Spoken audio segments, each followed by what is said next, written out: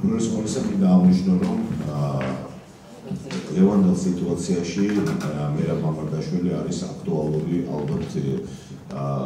მერაბ მამარდაშვილის ფილოსოფია არის აქტუალური როგორც არასდროს, მაგრამ გარდა იმისა, რომ მერაბ მამარდაშვილი არის აქტუალური დღეს თავისი ბევრი რამის გამო, თუნდაც იმის გამო, რომ მე მაგალითად ტერმინი ღია საზოგადოება და სამოქალაქო საზოგადოება გავიგე პირველად 1994 წელს მერაბ მამარდაშვილისაგან, როცა ვესწრებოდი მის ლექციებს მარსელ პრუსტის ფილოსოფიის შესახებ. მამარდაშვილის ფილოსოფია თავის თავში შეიცავს ორ მომენტს, კონტექსტუალურს და ზეკონტექსტუალურს. კონტექსტუალური მომენტი არის ის, რაც შეიძლება დავუხოთ ისტორიული კონტექსტი, ანუ მერაბ მამარდაშვილი როგორც ქართული ლიბერალური აზროვნების, პოლიტიკური ლიბერალური აზროვნების ერთ-ერთი საკონძო ფიგურა. მეორე მომენტი, რომელიც გადადგმულია მერაბ მამარდაშვილთან როგორც ლიბერალურ მოაზროვნესთან, ეს არის მამარდაშვილი როგორც ფენომენოლოგი, როგორც ევროპული ფენომენოლოგიის წარმომადგენელი. დღეს უკვე ფაქტობრივად, როდესაც ლაპარაკი არის მამარდაშვილზე სხვადასხვა ფილოსოფიურ ტრადიციებში, დაუშვათ იმავე იქნება ეს საფრანგეთი, რუსეთი, იქნება ეს სხვათა შორის ფინეთში არის ძალიან საინტერესო წელი მამარდაშვილის ფილოსოფიის შემსწავლელი, ხო, საუბრობენ მამარდაშვილზე როგორც უნიკალური, ან ყველასაგან განსხვავებული ფენომენოლოგიური მიმართულების შემქმნელზე. აქედან გამომდინარე, ესე იგი, შეიძლება ვთქვათ ესეთი რაღაცა, რომ ჩვენ ძალიან გაგვიმართლა, ორმხრივად გაგვიმართლა იმ თვალსაზრისით, რომ ჩვენს გვერდით ცხოვრობდა და მოღვაწეობდა ადამიანს, მოღვაწეობა ფოტოთ როგორ ისმის ხოლმე, იმედის ერთ-ერთი ჟურნალისტი იყო და მე მოღვაწეობ ტელეიმედში და მერაბ მამარდაშვილზე ნამდვილად შეიძლება ითქვას, რომ ის მართლა ცხოვრობდა და მოღვაწეობდა ჩვენს გვერდით ისეთ სიტუაციაში, როდესაც ძალიან სერიოზული თეთრი ლაქა იყო ლიბერალიზმის თვალსაზრისითაც და ძალიან დიდი სერიოზული ლაქა იყო ნამდვილად რასაც ქვია ჭეშმარიტი ფილოსოფია როგორც არაუბრალოდ როგორც საუნივერსიტეტო დისციპლინა და ფილოსოფია არა უბრალოდ როგორც რაღაც კონცეფტებისა და ტერმინებისა და გარკვეული დოქტრინის შექმნა, არამედ ჭეშმარიტი ანტიკური გაგებით ფილოსოფია როგორც ცხოვრების წესი. ბერძნებს მიაჩნდათ და რომელებსაც მიაჩნდათ, რომ არსებობს ცხოვრების ორი წესი, არსებობს ცხოვრების წესი, მჭვიდელობითი ცხოვრების წესი და არსებობს ქმედებითი ცხოვრების წესი, ბიოს პრაქტიკოს, ბიოს თეორეტიკოს. ფილოსოფიური ცხოვრება ეს არის მჭვიდელობითი ცხოვრება. შეიძლება ადამიანმა არაფერი არ დაწეროს, მაგრამ თავისი მთელი ცხოვრებით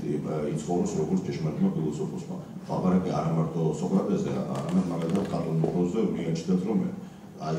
კატონი თავის ცხოვრების წესით არის ნამდვილი ფილოსოფოსი. აქედან გამომდინარე, მამარდაშვილზე ნამდვილად შეიძლება ითქვას, რომ მისი ათოსი, მისი ბნება ფილოსოფია იყო არა უბრალოდ მისთვის პროფესია, ხო ჩვენ ესეც საუბრობდა ხოლმე, ეს არის პროფესია. თითოეული ადამიანი მის საყვარელი პლატონის კვალდაკვალ მიაჩნდა, რომ თითოეული ადამიანი არის დაბადებული ფილოსოფიისათვის. პლატონს მიაჩნდა, რომ თითოეულ ადამიანში არის ის ღვთაებრივი ნაბარწყალი, რომელსაც ის ეძახდა ფილოსოფიას, ხო? ასევე მამარდაშვილსაც მიაჩნდა, რომ თითოეული ადამიანი არის მოწოდებული ფილოსოფიისათვის. უბრალოდ ბევრი ჩვენგანი ხშირად ამას არ აკეთებს, ხშირად აი ის ხმა, რომელიც ისმის თითოეულ ჩვენგანში არ მიხვდება აი ამ ხმას. ალბათ შეიძლება დადგეს დრო, როდესაც აი მამარდაშვილის ის მხარე, თქვათ ასე პოლიტიკური ლიბერალური მხარე ისე აღარ დაგჭირდეს. მაგრამ როგორც ფილოსოფოსი ის ყოველთვის საჭირო იქნება ნებისმიერ დროს. მაგრამ როგორც ლიბერალური მოაზროვნე, როგორც მოაზროვნე და როგორც ადამიანი არა უბრალოდ მოაზროვნე, არამედ როგორც მჭვიდელობითი ცხოვრების ადამიანი, რომელიც სიცოცხლის ბოლოს გადავიდა ქმედებით ცხოვრებაზე, ანუ ესეთი რაღაცა ხდება ხოლმე ფილოსოფოსების ცხოვრებაში და ხანდახან აუცილებელიც არის, ხო? ადამიანი, რომელიც მუდმივად ამბობდა, რომ არის საჭირო საზოგადოებას რომ ჭირდება კუნთები და ეს კუნთები არის სამოქალაქო საზოგადოება. სამოქალაქო საზოგადოება არის თითოეული ჩვენგანი, ხო? ის ჩაერთო ბოლო წლებში ხო ბოლო წლების განმავლობაში ჩვენთვის მამარდაშვილი თითქოს არის ორი ფრაზა. პირველი ეს არის რომ ჭეშმარიტება სამშობლოს სიყვარულზე მაღლა დგას და მეორე თუ მისი ხალხი აირჩევს გამსახურდიას ის წავა ზუსტი ციტატა ესეთია ჩემი საკუთარი ხალხის ნების წინააღმდეგ აქ ნების მომენტი არის ძალიან მნიშვნელოვანი ხალხის წინააღმდეგ კი არა ხალხის ნების წინააღმდეგ ესე იგი პირველი სამშობლო ჭეშმარიტება მაღლა დგას სამშობლოს სიყვარულზე ამ ფრაზას რომ ამბობს და სხვათა შორის ზუსტად ესეა ქრისტიანული პოზიციიდანაც ქრისტიანული პოზიციიდან და ერთი რაღაცაც უნდა დავამატო აქ რომ თავის ლექციებში როგორც 94-90 რომელსაც ვესწრებოდი ძალიან ხშირად ის აღნიშნავდა შემდეგ რაღაცას რომ ყველაფერთან ერთად რომ ქრისტეს ჯვარი გამოხატავს იმას რომ ქრისტე არის გაგრული ნაციონალური იდეას რომ ქრისტე არის გაგრული ნაციონალურ წარმოდგენებს ელოდებოდნენ მხსნელს მესიას რომელსაც უნდა გაეთავისუფლებინა ხალხი რომელსაც უნდა მოეტანა დამოუკიდებლობა საკუთარი ხალხისთვის და აღმოჩნდა რომ ქრისტე ამისთვის კი არ მოვიდა არამედ ჭეშმარიტებისთვის რომ მისი ძალაუფლება არის არა ამქვეყნიური არამედ არის სხვა ტიპის ძალაუფლება იგი მამარდაშვილის აზრით ქრისტე არის გაკრული და ყოველწამს არის გაკრული ჩვენს წარმოდგენებს ჩვენს პატრიოტიზმზე ჩვენს ნაციონალიზმზე რა თქმა უნდა პატრიოტიზმი და ნაციონალიზმი შეიძლება იყოს როგორც ამბობენ ხოლმე ჯანსაღმად რა შემთხვევაში შეიძლება იყოს როდესაც არსებობს ღირებულებათა იერარქია როდესაც ჭეშმარიტებით იზომება სიყვარული სამშობლოსადმი და არა პირიქით აქედან გამომდინარე მამარდაშვილი დღესაც ძალიან მნიშვნელოვანია იმიტომ რომ დღეს ჩვენთან მოვიდა ნაციონალიზმის სხვა სახე თუ 90-იან წლებში ეს იყო ასე ვთქვათ ნაციონალიზმი რომელიც ლაპარაკობდა როგორც ყავსანზე დღეს მოვიდა ნაციონალიზმი რომელიც ლაპარაკობს სახელმწიფოს კულტზე სადაც სახელმწიფო და სახელმწიფო სტრუქტურები არის წარმართული კერპები არა და ნებისმიერი სახელმწიფო მაშინ არის ნამდვილად სახელმწიფოს სამართლიანობას ეფუძნება რა და მე არასოდეს არ გამოვიწყდება მამარდაშვილის სიტყვები ერთ-ერთ ლექციაზე და შემდეგ უკვე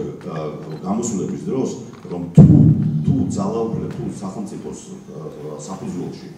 არ დებს სამართლიანობა მაშინ ხელისუფლება სხვა არაფერი არ არის თუ არა დიდი ყაჩაღების ბანდა ეს ყოველთვის ამბობდა რომ ეს არის ციტატა წმინდა ავგუსტინიდან მართლა წმინდა ავგუსტინეს აქვს ზუსტად ეს ფრაზა ის ლაპარაკობს ხელისუფლებაზე ლაპარაკობს ძალაუფლებაზე და ამბობს რომ თუ არ არის სამართლიანობა მაშინ ნებისმიერი ხელისუფლება ეს არის დიდი ყაჩაღების ბანდა რატომ დიდი ყაჩაღების პატარა ყაჩაღებიო შარაგზებზე დგანან ხო ასეთ შემთხვევაში დიდი ყაჩაღების ბანდა არის ის ვინც არის ხელისუფლებაში აქედან გამომდინარე მე ისე ვამბობ რომ მამარდაშვილი დღეს არნახულად საჭიროა იმიტომ რომ დღეს არის ხელისუფლება რომელიც ვითომ ევროპული და ლიბერალური ენით ლაპარაკობს მამარდაშვილი ყოველთვის გვეუბნებოდა ეს რაღაცას რომ ჭეშმარიტება ეს არის განსხვავება ჭეშმარიტებასა და მის სიმულაკრს მის იმიტაციას შორის პირველ რიგში ჩვენ უნდა დავინახოთ განსხვავება ჭეშმარიტებასა და მის ორეულის შორის და მოყავდა ხოლმე ესეთი ანალოგია ახლა წარმოგიდგენთ მე ვკითხულობ ლექციას აბდექი მოვიხედეთ და უკვე ჩემი ადგილი დაკავებულია მის მიერ წარმოგიდგენთ ჩემი ორეულის მიერ მორბის ეს მთელი ჩვენი ცხოვრება ეს არის სხვა დროს არის ნამდვილი გზნობა გადის ეს ნამდვილი გზნობა და ანაცვლებს მას გამონაბუნი გზნობა ზუსტად ეს ხდება ეხლა ჩვენს თვალწინ რასაც ჩვენ პოლიტიკაში ვუყურებთ არსებობს ლიბერალიზმი როგორც კუნთები როგორც ჭეშმარიტი ევროპული ტრადიცია კლასიკური ევროპული ტრადიციაც მე ესე ვიტყოდი და არის სიტყვები რომლებიც არის მხოლოდ სიტყვები აი მე მამარდაშვილი გვეუბნებოდა განვაცხადოთ ცნობიერება არ არის სიტყვებში ცნობიერება არის განსხვავება რეალობასა და სიტყვებს შორის ეს მართლაც ის ადამიანია რომელიც არასოდეს არ იქნება პოპულარული ის არასოდეს არ იქნება არავის ხატი და არავის კერები ის ყოველთვის მისი ადგილი სხვა შორის დღეს მისი ფიზიკური სხეულის ადგილი არის ძალიან ზუსტად მონიშნული ეს არის თავის დედასთან და მამასთან ერთად დედიკოს როგორც ვაჟა ეთქვა ხო შვილი დედას და მამასა ხო მაგრამ თავი მომენტი რა არის მისი ეს სულიერი მემკვიდრეობა არასოდეს მე მამარდაშვილი არ იქნება კერპი შეუძლებელია ამის როგორც სოკრატე არასოდეს არ იქნება კერპი არა ასევე ქართველი სოკრატეს ეს ჩვენ ქართველებს არ დაგვირქვევია მე საუკუნის ერთ-ერთ უდიდესმა კლასიკოსმა ფილოლოგმა კულტუროლოგმა, კულტურის ისტორიკოსმა, ფილოსოფოსმა, ჟან-პიერ ვერნანმა, სხვათა შორის ლეგენდარულმა პოლკოვნიკმა ბერციემ. ჟან-პიერ ვერნანი გარდაიცვალა რამდენიმე წლის წინ, ეს იყო რეზისტანსის ფრანგული განმათავისუფლებელი მოძრაობის წევრი, ლეგენდარული ფიგურა. მე მამარდაშვილის უახლოესი მეგობარი. მასა მთელი ცხოვრება წერდა ბერძნულ კულტურას. და როდესაც მე მამარდაშვილი ჩავიდა პარიზში და ლაპარაკობდა,